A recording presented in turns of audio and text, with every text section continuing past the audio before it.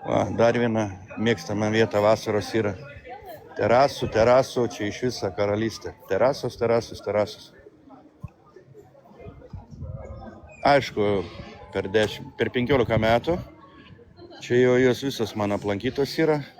Keičiasi ir meniu, gal kiti nekeičia meniu.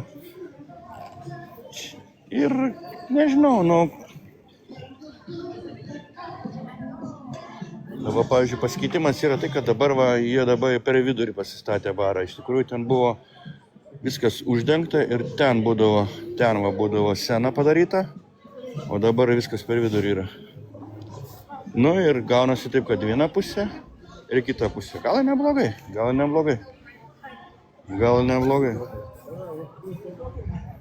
Jo, labai daug užsieniečių, anglai, vikingai, anglai, rusakalbiai, dar kažkokie, taip toliau. Daug. Nes Ryga iš tikrųjų iš to ir laikos, iš turizmo ir laikos. Senamiestis tai tikrai iš turizmo. Čia jau faktas yra, nes jeigu nebūtų pigesnių skrydžių iš Londono arba iš Airijos, tai nežinau, Ryga merdėtų. Nes buvo vienas momentas, kai jau Ryga merdėjo, tai buvo iš karto po pandemijos. Va čia tai buvo wow. Aš šnekėjau su tuo baro savininku, kur mes ką tik buvom, Opapse.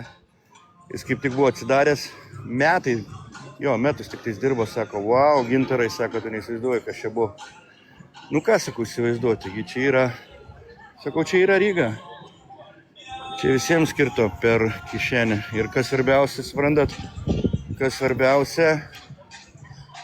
valstybė nepadėjo visiškai verslui. Visiškai nepadėjo, kiek supratau.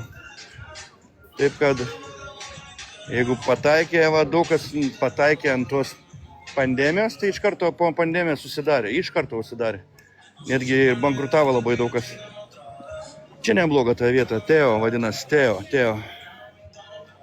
Čia mes 2 kartus buvom, tai vieną kartą sulaukėm maisto. Skanus maistas buvo, kitą kartą labai ilgai laukia maisto, tai ir nepatiko tas maistas. Nežinau, gal dėl to, kad ilgai darė.